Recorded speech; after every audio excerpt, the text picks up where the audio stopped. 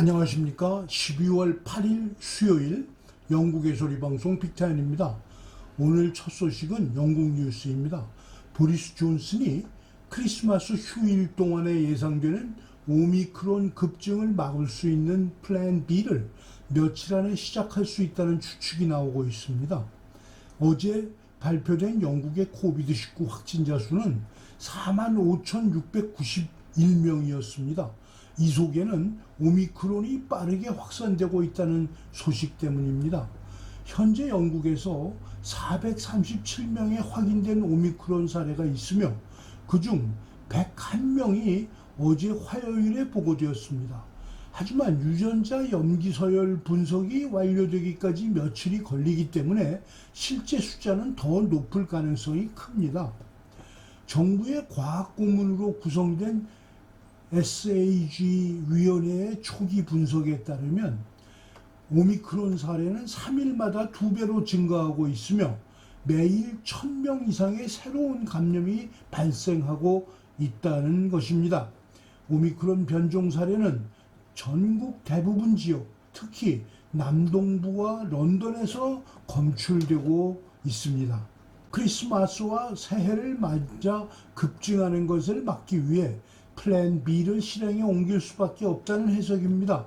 그러나 반대하는 여론도 만만치 않습니다. 문제는 보리스 수상은 지금까지 오미크론 균주의 확산을 억제하기 위해 새로운 제안이 별도로 필요하다고 생각하지 않는다고 공개적으로 말해왔습니다. 그럼에도 불구하고 강행한다면 여기에는 재택근무 복귀와 붐비는 장소에 대한 필수 백신 여건이 포함될 수 있습니다. 한 소식통은 수상에게 오미크론이 얼마나 위험한지 알기도 전에 새로운 제안을 부과하려는 정부 과학자들의 요구에 수상이 반대해 줄 것을 촉구했습니다. 또 다른 지지를 받는 테레사 메이 전 총리는 월요일에 영국이 새로운 변종이 나타날 때마다 우리 경제의 시작과 중지를 감당할 여유가 없다고 말했습니다. 동조하는 전 장관이 이렇게 말합니다. 테레사 말이 맞습니다.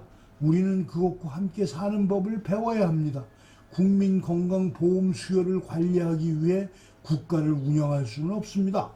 데이비드 데이비스 전 내각 장관은 내가 보기에 오미크론은 매우 전염성이 빠르지만 덜 치명적인 변종으로 보인다고 말했습니다.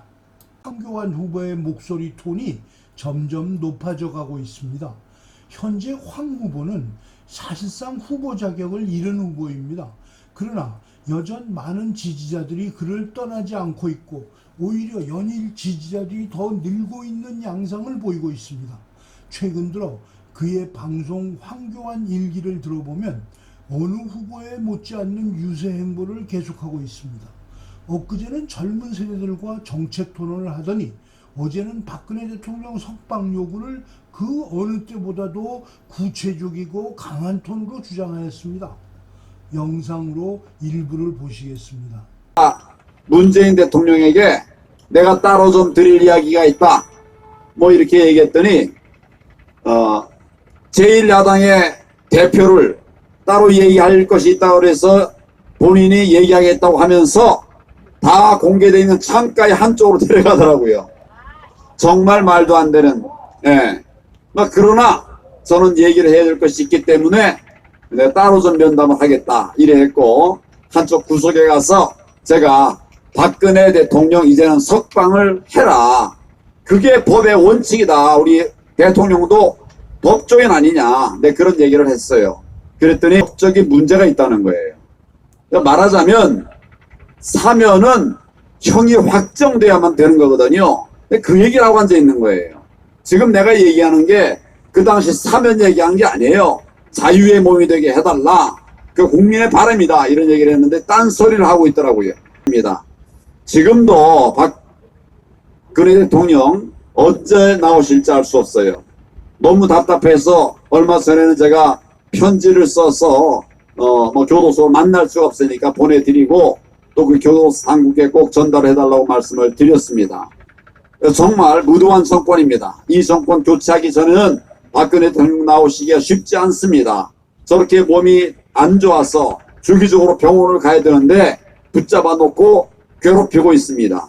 반드시 우리가 보고 있을 것이 아니라 분노해서 저들이 하루라도 빨리 나오실 수 있도록 그렇게 해야 된다고 생각합니다. 그래서 제가 요즘은 이런 얘기를 하고 있어요.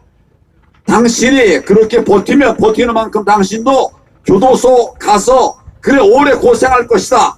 한그레로 당할 것이다. 그렇게 얘기하고 있습니다. 4.15 부정선거 규명 요구는 민경욱의 국토본부와 협력하면서 몸집이 많이 커져가고 있습니다. 또한 후보에서 탈락한 그가 지속적으로 후보 유세를 이어가는 이유가 여기에 있습니다. 첫째는 그가 여전히 국민의당 당원이란 것이고, 둘째는 윤석열의 위치가 날로 불안해지고 있기 때문입니다. 그런 점에서는 홍준표도 호시탐탐 기회를 보면서 가끔씩 가시돋친 발언을 이어가지만 경력은 물론 인간적 품성면에서 황교안을 따라갈 수는 없다는 것이 저의 판단입니다.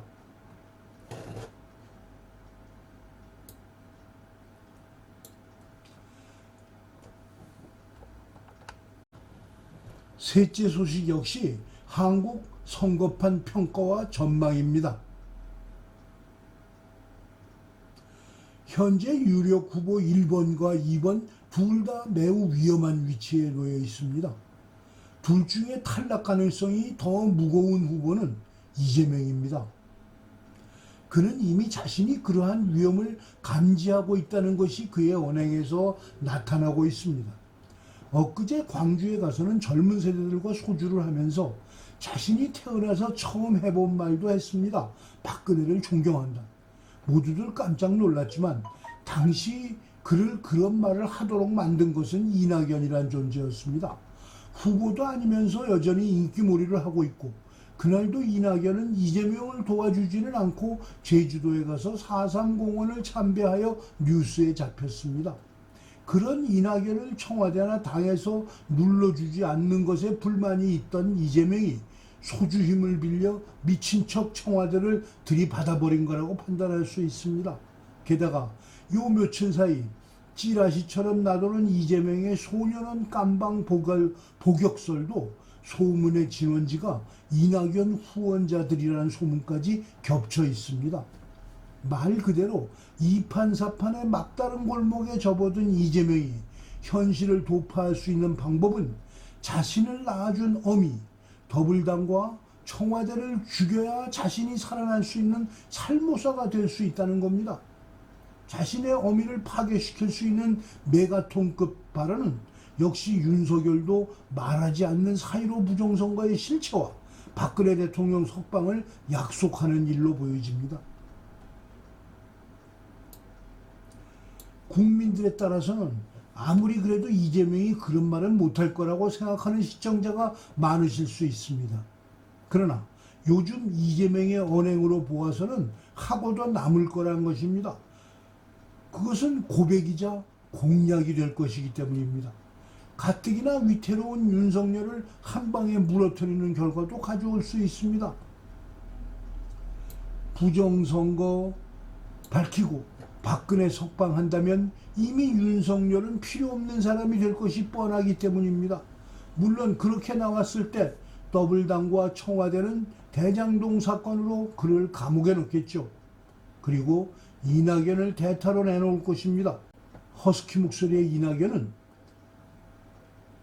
약간 음흉해 보이지만 섹시한 면모를 보이면서 다음 대통령을 약속받을 수도 있습니다. 이렇게 되면 이낙연 캠프에서는 윤석열에 대한 공격 화살을 불같이 쏘아댈 겁니다. 이런 와중에 윤석열이 중도 포기해야만 되는 시점이 온다면 이준석을 위시 김종인, 권성동 등 소위 탄핵 주도 세력은 국힘당에서 완전히 청소가 될 수도 있을 것입니다. 그리고 당원들은 나경원 등이 표면에서 나서면서 홍준표보다 황교안을 대체 인물로 내놓을 확률이 높아집니다. 길거리에서 지쳐버린 당원들과 유권자들이 그래도 언행의 일치가 되는 점잖은 사람을 찾게 되기 때문입니다.